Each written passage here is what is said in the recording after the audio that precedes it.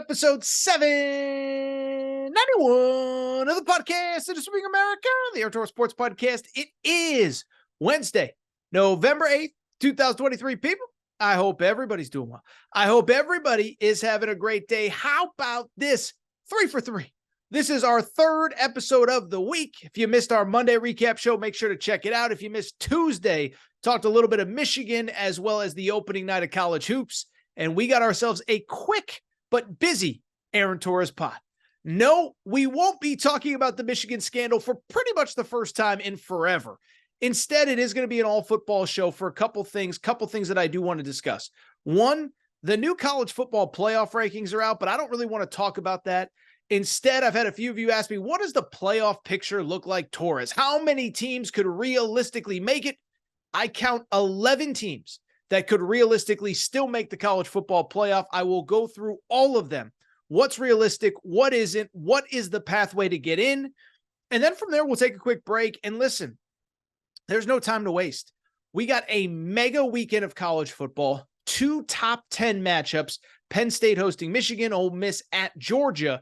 And we're going to jump right into the previews tonight. No reason to wait. No reason to wait till Friday's show. Wednesday show, preview, picks, top 10 teams. Your boy Torres delivers as always.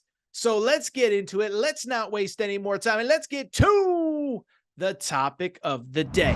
And the topic of the day, bluntly, I think the topic in the college sports world is probably that we did get our second set of college football playoff rankings. The problem is literally nothing in the top 8 changed from last week. We have the exact same top 8 from the first playoff rankings. Number 1, Ohio State. Number 2, Georgia. Michigan, Florida State, Washington, Oregon, Texas, Alabama are your top 8. Number 9, Oklahoma last week lost. And so we now have Ole Miss at number 9, Penn State at number 10. But for the most part, the top 10 is basically the same. And so, yeah, could I do the argument of, why is Georgia not number 1? They should be number 1 instead of Ohio State. Why is Penn State ranked behind Ole Miss? Like, I could do that, but there's really no point. It's all going to sort itself out. It's not that much different. And so what I want to do instead, do something a little bit different today. What I want to do is go through the teams that I believe. We have 3 weeks left in the regular season, cannot believe it, plus the conference championship games. And I want to go through the teams that I believe can realistically make the college football playoff. I believe that we are down to 11. I believe that I'm going to give you 11 teams tonight, and 4 of those 11 will be in the college football playoff. There is one very random team that still has a shot. So let's get into all of the different teams and what their pathways are to the playoff, and frankly, how realistic it is and it isn't. We're just going to go number 1 through number 11. We're not going to spend a ton of time at the top because it's all pretty straightforward. But number 1 is Ohio State. Obviously, Ohio State, like so many teams on this list, the pathway is pretty straightforward. If Ohio State wins out, they're in. They have Michigan State at home. They have Minnesota at home. They have at Michigan. And then they obviously have the Big Ten championship game. For Ohio State, listen, they're a 30-plus point favorite this weekend against Michigan State at home. You feel pretty good about that one. You obviously feel pretty good about Minnesota. The big one is Michigan, right? And I think there's obviously a very likely scenario where if Michigan wins this weekend against Penn State, it is almost certainly a win that game, and you're in the Big Ten championship, win that game, and you're essentially in the college football playoff. And so for Ohio State, the pathway is straightforward. You got 4 games left on the schedule, including a potential Big Ten championship game. Go 4-0. The only thing that I would add that does get interesting, one game that I think Ohio State is going to have a very keen eye on this weekend is Michigan and Penn State. Now, on the one hand, Penn State or Ohio State has already beaten Penn State. So on the one hand, you'd like to see Penn State beat Michigan because then that gives you a great win, but it also sets up the scenario for a 3-way tie atop the standings. If Penn State beats Michigan this weekend and then Ohio State were to lose to Michigan in a couple weeks from now. Don't think Ohio State's worried this second about losing to Michigan, but it is kind of interesting. You want Penn State to win because it helps your resume, but it also does kind of make the math easier. If Michigan wins this weekend, and we'll preview that game in a minute, then all of a sudden it really will almost certainly boil down to a win, and you win the Big Ten East and go to the Big Ten championship game when you play Michigan. So Ohio State's pathway is pretty straightforward. We know what it is. Win out and you're in. Let's get to number 2. It is the Georgia Bulldogs. Georgia's number 2 in the college football playoff rankings, number 1 in the human polls. And Georgia, we've talked about it. Everybody that said this path was so easy in the preseason, it looks a lot harder, right? Just beat Missouri, ranked number 12 in the country, have number 9 Ole Miss in town this weekend, and then you play a top 20 Tennessee team on the road next weekend. So for Georgia, same deal. Win and you're in. If you go undefeated in this, there's no doubt about it, right? If you go 12-0, you go to the SEC championship game as the SEC East champion. You would at that point play Alabama, because if you beat Ole Miss this weekend, it means Alabama is automatically going to the SEC championship game. And so you play Alabama and you're in. I think what's interesting from the Georgia perspective, you don't want to lose a game, but if you were to lose to Ole Miss this week, if you were to lose to Tennessee next week, it doesn't necessarily hurt you. Now, what is especially interesting, this to me is very important. If Georgia, this is important, okay? Everyone thinks like Georgia, it's Georgia, Bama in the SEC championship game, it's done. If Georgia were to lose this weekend to Ole Miss, okay, and then Tennessee were to beat Missouri, believe it or not, there is a scenario where Georgia might not even make the SEC championship game, because Tennessee has 2 losses in SEC play. Georgia has 1. They play next week in Knoxville. So if Tennessee wins this weekend, Georgia loses, there's a scenario where Georgia would not even go to the SEC championship game if they were to lose back-to-back games.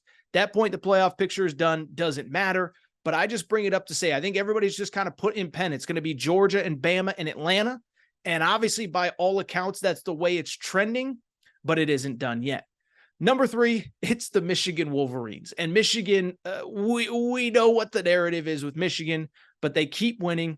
They keep dominating. And I bring it up because they got 3 games left on the schedule, but you could argue it's maybe the 3 toughest games that they have. At Penn State this weekend, at Maryland this weekend, Ohio State to end the regular season.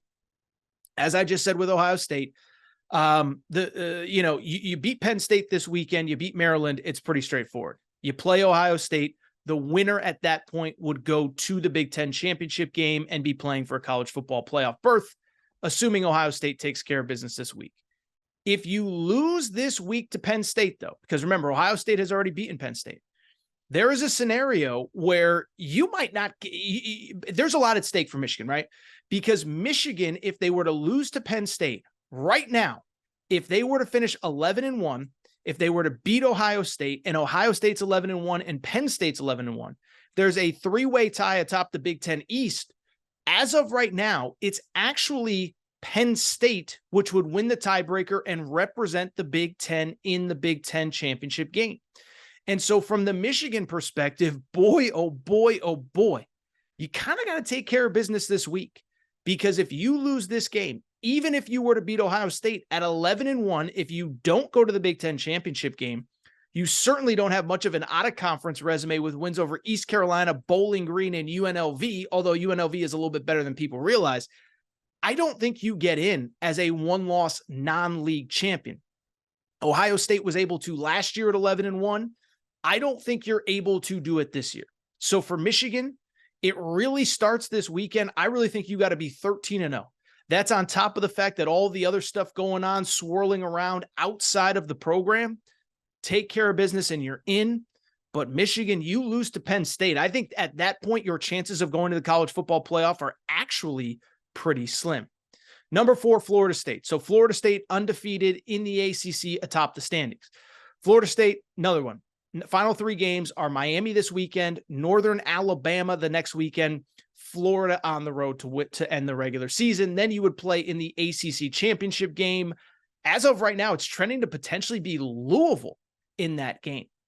With Florida State, what I think is interesting, Florida State, it has become clear that the ACC feels like they are the 5th of 5 conferences. In other words, if we have a bunch of undefeated and one-loss champions in the SEC, the Big Ten, the Big 12, and the Pac-12, The ACC champ, if it has one loss, I believe would get left out if every conference champion finished with 0-1 losses.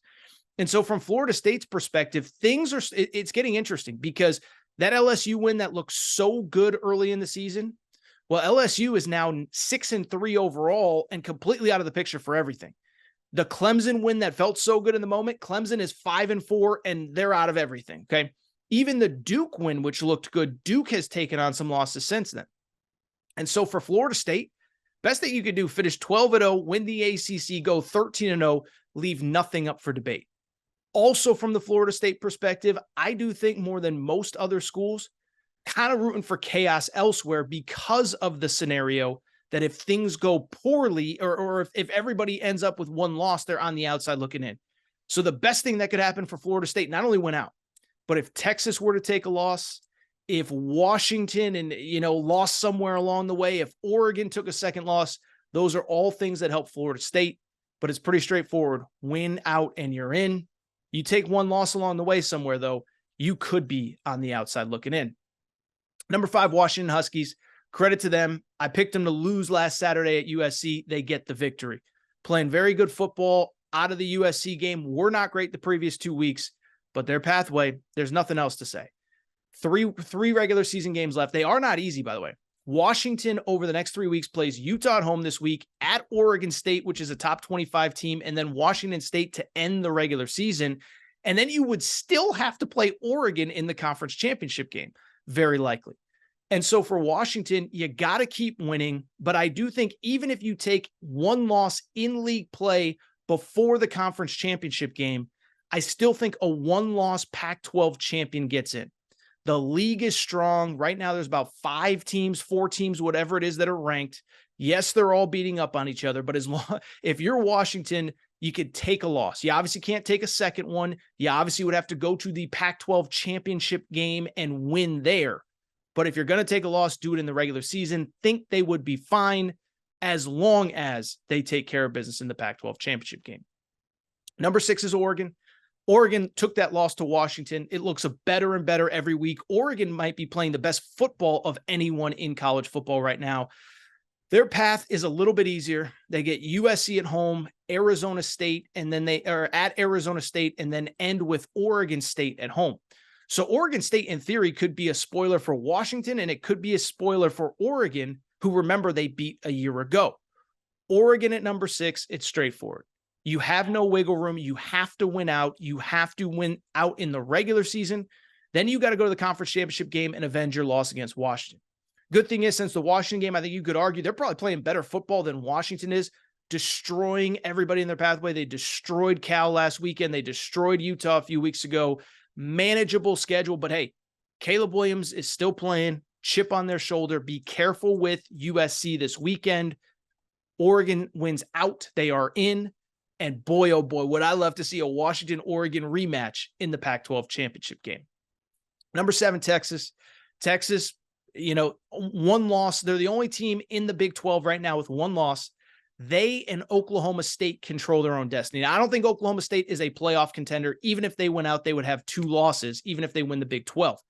Texas, though, you win out, you're in. You do have that loss to Oklahoma, but they also probably have the best loss in college football against Alabama, or best win, at Alabama. Every week that win looks better. We talked about the Florida State win over LSU looking worse as time goes on. The win over Alabama looks better and better and better every week. So from the Texas perspective, you got to win out. The question becomes, will you, as they deal with the quarterback uncertainty? Malik Murphy has played. He has not played well, 55% completion percentage, 3 interceptions in the last 2 games. The good news is Quinn Ewers appears like he is set to come back soon. Sark said earlier this week he has gone from week to week to day. Would not expect to see him this weekend. Texas plays at TCU, and then they close with at Iowa State and Texas Tech. Got to win out. Got to win those games. You'll probably play Oklahoma State in the Big 12 championship game. Win out, you're in. Another loss, you're out. Number 8, Bama. Bama, roll tide, baby. I don't think there's much to say here. Listen, Bama, they have gotten progressively better since that Texas game, and I'm so fired up for them. Good news for Bama. The rest of the schedule in the conference, up until the championship game is relatively manageable. If they were to win this weekend at Kentucky, they would clinch the SEC championship game. Or if somehow they lost, but Ole Miss loses to Georgia, they would also clinch the SEC championship game. But at that point, they're probably out of the playoff picture. So for Kentucky, you got to win those final 3 regular season games at Kentucky, Chattanooga at home, at Auburn. Win those 3, you're in the SEC championship game. But even there, you got to beat Georgia to get in. You lose to Georgia, that's a second loss. Georgia at that point, probably, I don't see a scenario where they have 2 losses at that point. You're probably in. Alabama, they've been playing playoff games basically since they lost to Texas. They've won every single one. Got to go 3-0. Would have to beat Georgia at that point. But I'll tell you this, if everybody ends up with a loss somehow along the way, I mean, you talk about Alabama as a potential number 1 overall seed. If they were to run the table, they would have a great win against Ole Miss. They would obviously have beaten Georgia at that point. The only loss to Texas. Alabama win out, and you're in. Let's get to number 9, because they're kind of like, you know, like the chaos theory team, right? My buddy Tim Brando calls them the fly in the ointment. That's the Ole Miss Rebels. So Ole Miss right now, even if they win out, are not guaranteed to make the SEC championship game. They're currently at 8-1. They're only lost to Alabama. So they play Georgia this weekend, but even if they beat Georgia, if Alabama wins out, Ole Miss is going to the SEC championship game. So for Ole Miss to go to Atlanta, first of all, they've never played in the SEC championship game. They would have to beat Georgia this weekend, beat Mississippi State in the Egg Bowl. Alabama would actually have to lose to Kentucky and Auburn, giving them 2 conference losses. Don't think it's going to happen, and Ole Miss would still have to beat Georgia for that to happen. What I do think is interesting, though, here's an interesting hypothetical for you. Let's say they win this weekend. Let's say they win out 11-1, only loss at Alabama. At that point, you'd have to think that if the Big 12 has a 2-loss champion, if the Pac-12, if the ACC somehow things get chaotic, you'd have to think that Ole Miss would be in line as a top potential 1-loss team, right? Even if they don't win their division. 11-1, only loss at Bama, and they would have a win at Georgia at that point, which is very interesting. By the way, you want the craziest scenario? Here's the craziest scenario. How about this? Ole Miss beats Georgia this weekend. Georgia and Alabama play in the SEC championship game. Alabama beats Georgia. No, Georgia beats Alabama. So Georgia at that point, Ole Miss wins this weekend. Georgia beats Alabama in the SEC championship game. At that point, Georgia would be a 12-1 SEC champ. Ole Miss would be an 11-1 non-team in the SEC championship game, but they would have a win over Georgia. Both teams, Georgia would have a win over Bama. I think Georgia would get in, but imagine that. Ole Miss beats Georgia this week, runs the table, finishes 11-1.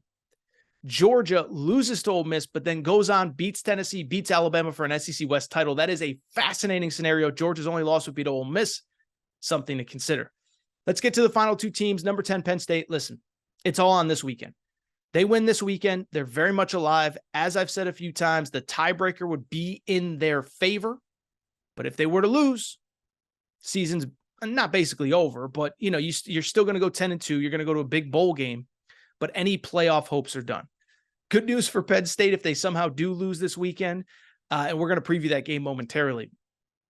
12-team playoff is coming. I don't think there's a program in America that will benefit more from a 12-team playoff than Penn State. I think there's a stat where I think 4 or 5 years, if we had a 12-team playoff from the time James Franklin got there in 2014, 2015, whenever it was, I think Penn State would have been in 4 or 5 times. But they're still very much alive for the 14 playoff, but you got to beat Michigan here. And as I said, right now, they would need to beat Michigan, and then they would need Michigan to beat Ohio State. They would hold the tiebreaker. If Michigan were to lose to Ohio State, then it wouldn't matter. Ohio State would be going to the Big Ten championship game as an undefeated team. But just keep an eye on Penn State there. Finally, there is one more team I don't think people have considered that could, in theory, make the college football playoff. It is your 8-1 Louisville Cardinals. How about the Louisville Cardinals sitting at 8-1 right now?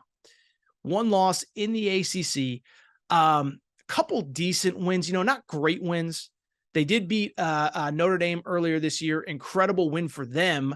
But Notre Dame, that win carries less weight as time goes on. They also took care of business in some other big games earlier this year. The Louisville Cardinals did beat Duke earlier in the year.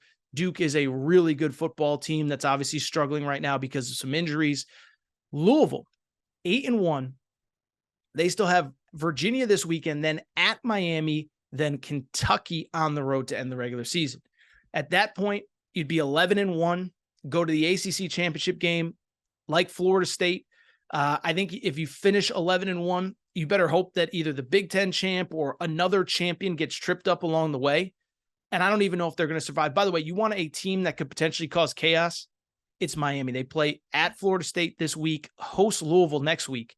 Could throw a real wrench into the college football playoff conversation. But if Louisville wins out, be 11-1, 12-1 as the ACC champ, they'd at that point have probably a pretty nice win over Florida State. Louisville is still technically in the college football playoff race. All right. Hope that was a good little synopsis of everything that's going on in the world of college football and in the world of the college football playoff race. As I said, 11 teams that in theory could still make it. Tell you what, though, this is what we're going to do. We're going to take a quick break. We're going to come back. We are going to preview. We have two mega games this coming weekend, okay? We got top 10 matchup, Michigan at Penn State. As I'm recording, Jim Harbaugh still going to coach. So we'll preview that with the assumption Jim Harbaugh coaches, but by the time you listen to it, who knows? And then also Ole Miss at Georgia. We're going to preview those two games, take a quick break. We'll be right back.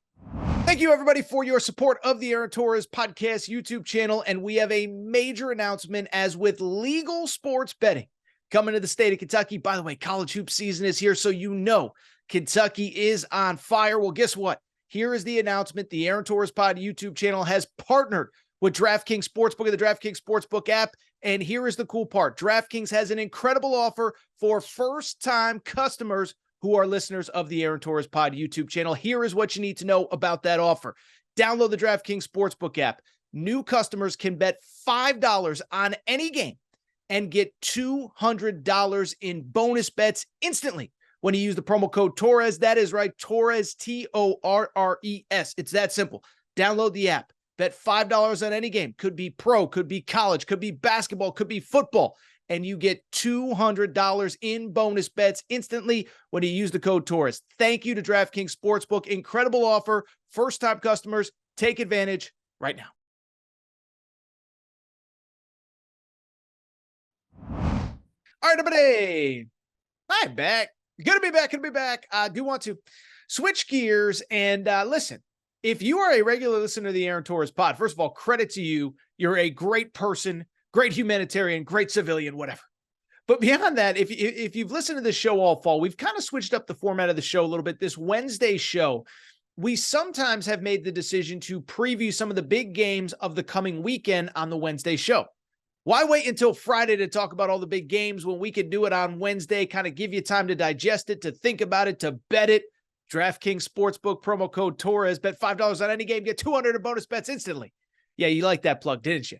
Anyway, I do want to preview the two big ones this weekend, Penn State, Michigan, and Ole Miss, Georgia on today's show. We will get to the full preview on Friday, previewing the rest of the big games. And oh, by the way, make sure you're subscribed to the College Football Betting Show as well, deep dives on all these games. Let's get to the first big one, though. And it is Michigan at Penn State. Michigan is a 4.5-point road favorite. The over-under set at 45.5. And by now, you don't need me to tell you everything that is going on off the field in the lead up to this game. And it is worth noting, as I record here, there's been rumors and speculation that the Big Ten may make a decision on Jim Harbaugh, may suspend him, Michigan may appeal it. But as I'm recording, there is no news. And as I'm recording, Jim Harbaugh is expected to coach this game. Obviously, by the time many of you listen, that may have changed, but just want to put it out there in the ether so there is no confusion. But that said, Michigan, of course, has been embroiled in scandal, but coming out of their bye last week, thought they looked pretty good against Purdue. You know you're rolling when you beat a team 41-13, and people said, oh, you don't look as dominant as you used to. You must have been doing something wrong. They took care of business. They were in complete control. They were up 20-0. And as I said on Monday's Aaron Torres pod, Purdue's points, 3 of them came when Michigan went for it on their own 34-yard line right before the half. Another touchdown came on the final possession of the game. And it was funny to see the public reaction to the game versus Jim Harbaugh's reaction at his Monday press conference. He threw out some stats that absolutely blew my mind in terms of how dominant Michigan was in that game. How about this for a couple stats? One, Purdue had a grand total of 1 drive that went more than 6 plays. 1 drive that went more than 6 plays. I believe there were either 6 or 7 3-and-outs in that game. And Purdue, like every single one of Michigan's opponents, has yet to run a play inside the 10-yard line against Michigan. This defense is dominant. What I do think is interesting, though, about this Michigan team specifically, the run game has not really gotten figured out all year. And by the way, that's not a Connor Stallions thing. They weren't running the ball well when Connor Stallions was on the staff. They didn't run the ball well last week against Purdue. And it was something Jim Harbaugh talked about this week. He said, I remember meeting with you guys last year, and you guys told me, hey, are you going to be able to throw the ball when it matters with J.J. McCarthy? Now we're throwing the ball well, but we're not running it very well. So that is an interesting thing to think about as we enter this game, especially because they are playing by far the best defense that they have played all year in Penn State. Now, to be clear, Michigan actually has played a couple good defenses, Rutgers, Nebraska. We'll get to that in a minute. But credit to Penn State. You know, listen, we know what happened 2 weeks ago against Ohio State, 3 weeks ago, really, at this point. But they bounced back nicely. And specifically, that offense has bounced back nicely, 30-plus points against Indiana. And then last week, 51 points against the Maryland Terrapins on the road. So things are finally starting to really click at a high level. Drew Aller, how about this? 20 touchdowns and 1 interception for Drew Aller. Probably played his best game of his career. And that's to go with the elite defense that Penn State is playing. Listen, I could sit here all day and just rattle off stats, but I thought it was interesting on that Maryland game that I just referenced. Brock Heward, who was calling the game with Jason Benetti, they basically said, pick any single defensive category in America. Penn State is top 10 nationally. I think Brock said it's 20-plus categories that Penn State is top 10 nationally. Scoring defense, total defense, run defense, red zone defense, pass defense. So they are elite across the board. And it goes without saying, this is going to be the toughest test that Michigan has faced. With that said, though, as we move into the transition of making a pick for this game, I actually do like Michigan in this game. And I do think we have to be careful with a couple of things. One, the Connor Stallions stuff goes without saying, right? But 2, like I was thinking about this. Everybody says, oh, Michigan hasn't played anybody yet. And like, there's no doubt this is the toughest environment that they'll have played in. This is the toughest team that they'll have played in, no doubt. But don't tell me they haven't played anybody, because they played Rutgers earlier this year. You're going to laugh. Well, what did Rutgers do against Ohio State last week? Rutgers was up at halftime against Ohio State. Rutgers has a top 10 defense in the country. Michigan put up 31 points, and that game wasn't close.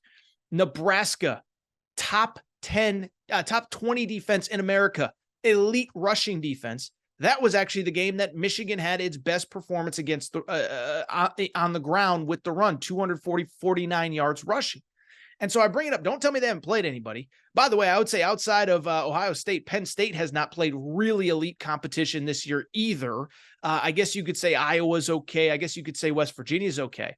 But I don't buy the notion that Michigan hasn't played anybody.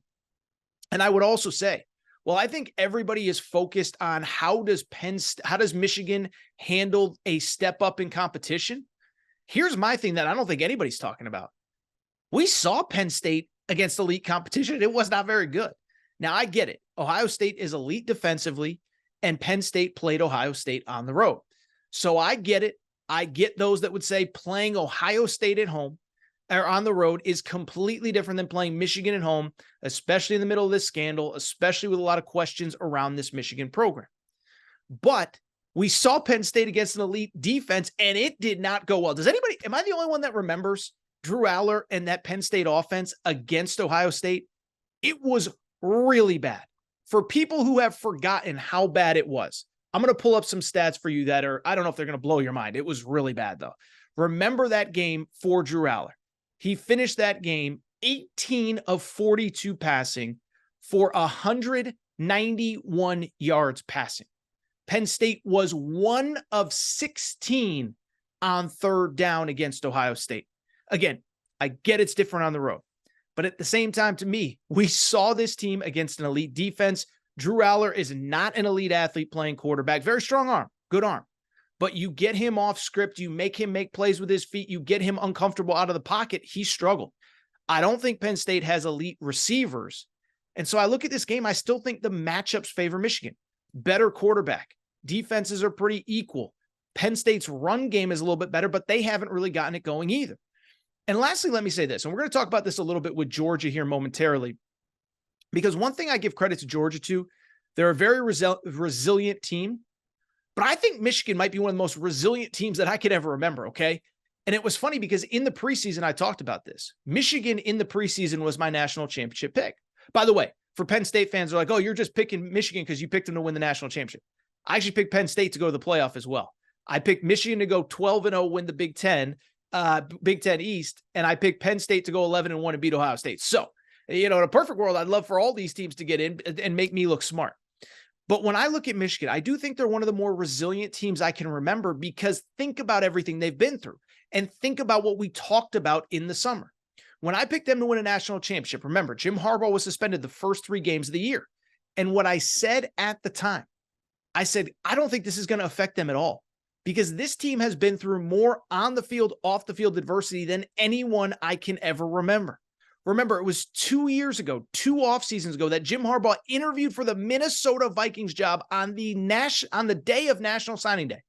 And I remember coming on the next off season and saying, how can those guys trust Harbaugh, and what are they going to do? And they're not going to be able to bounce back. And then what happened? They ran the table 13-0 going into the college football playoff before they lost to TCU. So I bring it up because I look at this team and I do think it's just going to be business as usual for them. Harbaugh talked about blocking out distractions, focusing on football, and I think they're going to be able to. I'd also say this too. I do think sometimes teams take on the personality of their head coach. We just talked about it with Harbaugh. Feels like all this stuff just kind of rolls off Harbaugh's shoulders. You see him at the press conference on Monday. He's talking about Ric Flair. I'm having a good time. Happy to be here. So thrilled. Love football, blah, blah, blah, blah, blah, this and that. And his team kind of takes on that. James Franklin's teams kind of take on his personality too.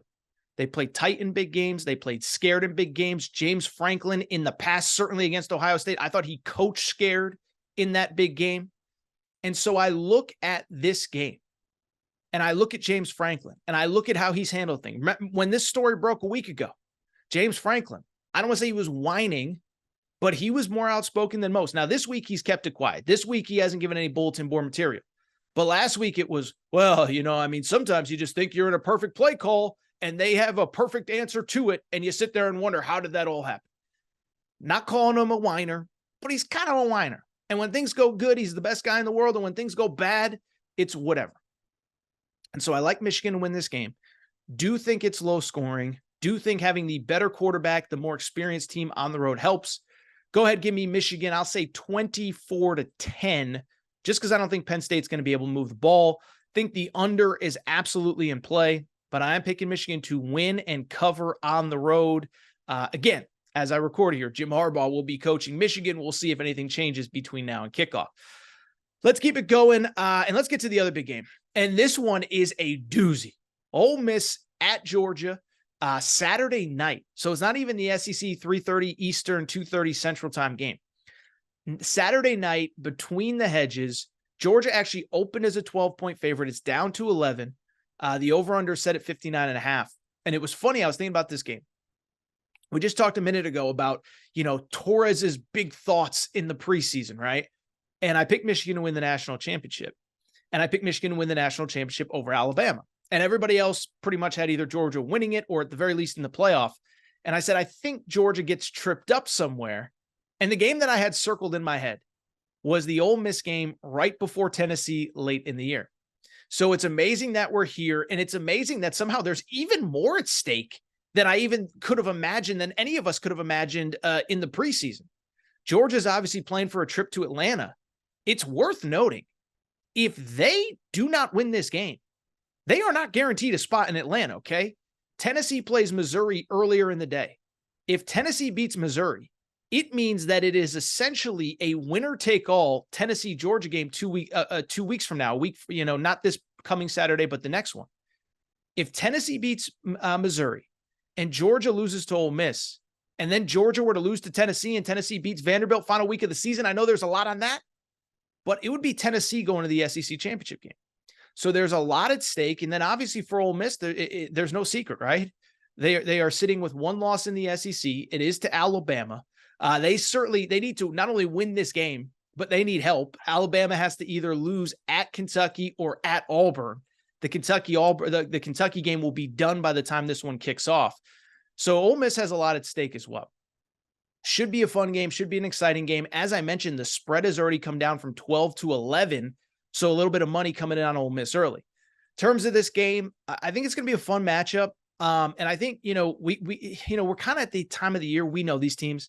You don't need me to, this team does this well. And that we kind of know. Ole Miss is, of course, coming off that wild win over Texas A&M. Just feels like Lane Kiffin has Jimbo Fisher's number. And I give him credit because the defense did not play great, but they got the stops when they needed to, right? That big red zone pick that ended up going the other way for a touchdown was a 14-point swing.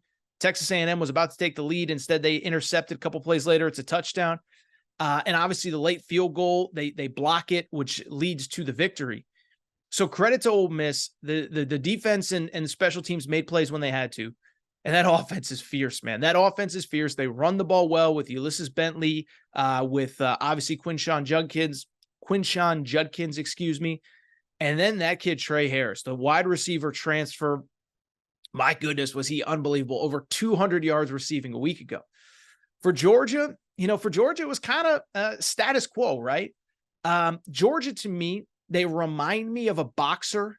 It feels like early in the game, first half of a game, they're kind of feeling you out. They don't go for the knockout punch early. Ole Miss sometimes goes for the knockout punch early. Michigan goes for the knockout punch early. Oregon goes for the knockout punch early. Georgia's just kind of giving you that jab, bodying you up, making you feeling you out. And all of a sudden you look up and it's close and it's early and it's this and it's that. And then they come out of the second half. They're prepared. They're disciplined. They're confident and they make plays. And the Missouri game was basically the same. Now, last week was a little bit different. Luther Burden, Missouri's best skill position player, got hurt in the second half. But it was interesting to me. Just another Georgia victory. And kind of like what I said about Michigan. Give this team so much credit because they never get rattled. They've been in so many big games. They're so confident. I think early in the year, I think there was a perception that they were sleepwalking early in games. I don't think they're sleepwalking. I think they're very confident about their ability to take your best shot early and withstand you over 4 quarters. What I will say as I turn my attention to this game, though, as we turn our attention, I think Georgia's got to be really careful with that here. Because, again, Georgia is a team that in the first half of games, again, feels the opponent out. Not saying they're lazy, they're sloppy, they're this, they're that. But go back. They trailed South Carolina at the half. Auburn was tied at the half. Missouri last week was trailed at the half. They went ahead and won all 3 of those games. But probably their 3 biggest games so far in the SEC, outside of Florida, trailed at the half and tied at the half in 2 of them. Can't do that against Ole Miss. One, you come out slow against Ole Miss with Lane Kiffin having a week to dial some stuff up. Lane Kiffin, like any great offensive coach, his best stuff is going to come at you that first and second drive when everything's on script. Georgia, Ole Miss could be up 14-3 if you mess around and goof off early. But then also, I think the second half, it's important because the second half, they're not going to let up. And they can keep scoring and they can keep piling it on. So this isn't South Carolina. This isn't Auburn where you're eventually going to wear them down. This is a different team with a different offensive skill set and a different ability, and you better be ready to play 4 quarters. Now, from the Ole Miss perspective, I have concerns as well. And it's specifically, believe it or not, it's the pass defense. Again, the parallels with Georgia and Michigan are kind of interesting now that I'm kind of talking it out. By the way, talking it out, these are 2 really fun games. But Georgia this year, I think we all think of Georgia as physical, run game, tough, mean, Kirby Smart. And it's like, no, Carson Beck has been awesome. Carson Beck is their quarterback. They have the 6th-ranked pass offense in all of college football right now. And for people who thought that they were going to struggle in the post-Brock Bowers world, Carson Beck in the 2 games without him, 550-plus yards, 4 touchdowns, 0 interceptions. So, I think they're just fine without Brock Bowers. They'd love to have him back. Not saying they would have loved to have him back, but what I am saying is they are doing just fine without him. As far as the game is concerned, listen, I think they're going to be able to move the ball through the air. Ole Miss, that pass defense has been not very good, bluntly. They haven't played a lot of great pass offenses when you think about it. And when they have, they've gotten torched. LSU torched them. How about this? Max Johnson. I'm not a fan of Max from Texas A&M. He kind of torched them last week. And so I think Carson Beck, it's going to be much the same. If I did have to make an official pick on this game, I mean, I can't bet against Georgia, right? And this was one in the preseason. Like I said, I thought Ole Miss might be able to win. Am I going to do it? I don't know. Let me say this. My official best bet in this game is the over. I think Ole Miss is able to put up 30-plus points. I think Georgia's defense is tested in a way that it hasn't been since the Ohio State game in the college football playoff a year ago. I also think that bluntly, Georgia is going to be able to move the ball pretty much at will. So if I had to make a best bet, I would actually say I like the over. I want to pick Ole Miss so bad because this was the game I had circled in the preseason, but I just can't do it. I mean, Georgia's just so good, so convincing, so confident. I'll tell you what, I'm going to be a wimp. I'm going to be a chicken. I'm going to be I can't do it. I can't bet against Georgia. What are you, out of your mind? So go ahead and give me Georgia winning, Ole Miss covering. I do like Ole Miss to cover the plus 11. And I do like the over to hit. Give me Georgia 38, Ole Miss 31. I like the cover, and I like the over in this game. All right, I think that's it for this episode of the Aaron Torres Pod. How about that? What a show. Quick show, fun show.